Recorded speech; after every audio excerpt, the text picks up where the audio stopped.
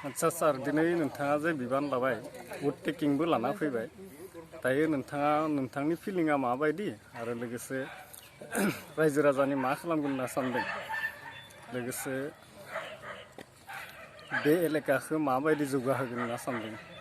बेनि थाखाय बेनि सायाव एसे बुंफुरना होब्ला मोजां जायो। रायजोफोरखौ फोरमायनो साननाया आं गिबियावनो बय रायजोफोरनिसिम मरिगाव जिल्ला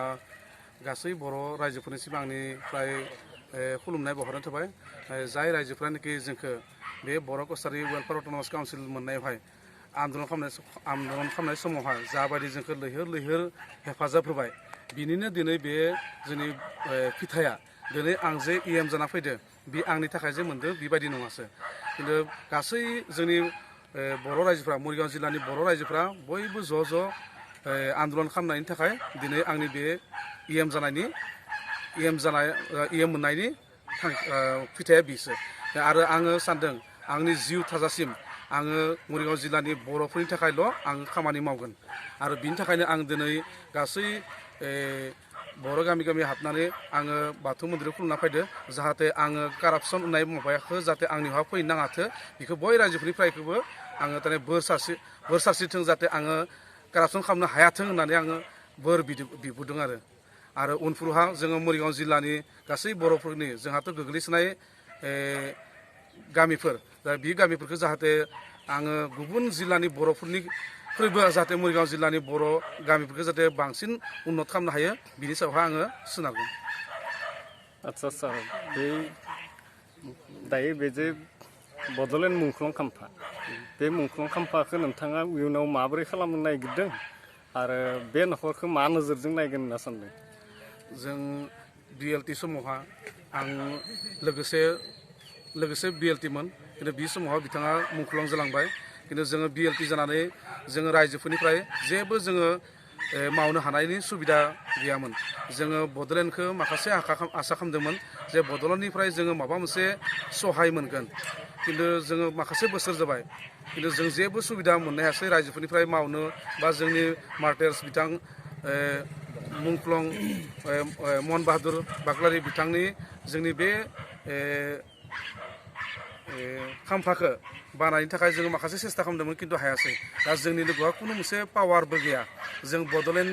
BPFनि सरकार दंमोन बे समावहानो जोङो माखासे बार जोङो खेब रायलायदोंमोन बड'लेण्डनि चिफजों खिन्थु जोंनि बे सासेल' मार्टार्सनि माबाखौ खाम्फाखौ बानायनो थाखाय खिन्थु हायासै दा उनफोरावहा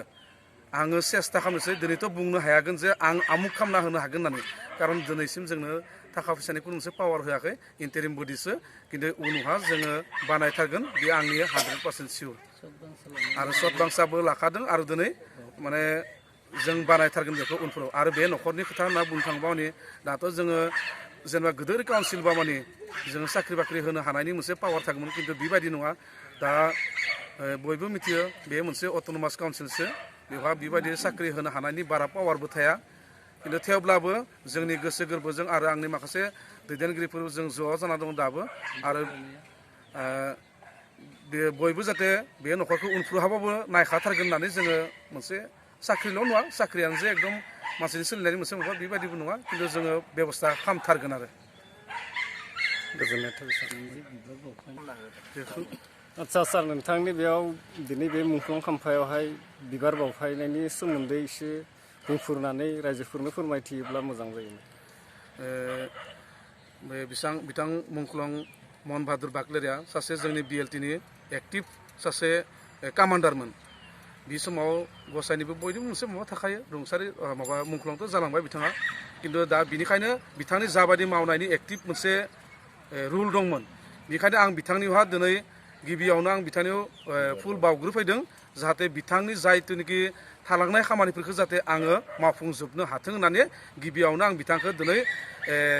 सत बांसा लाना फैनानै EM हिसाबै सत बांसा लाना फैनानै बिथांनियावहानो गिबियाव आङो खुलुमफैदों जाहाथे बिथाङाबो आंखौ बोर सारस्रि हरथों जाहाथे बिथांनि थालांनाय खामानिफोरखौ आं मावजोबनो हाथों होननानै गोजोन्थों।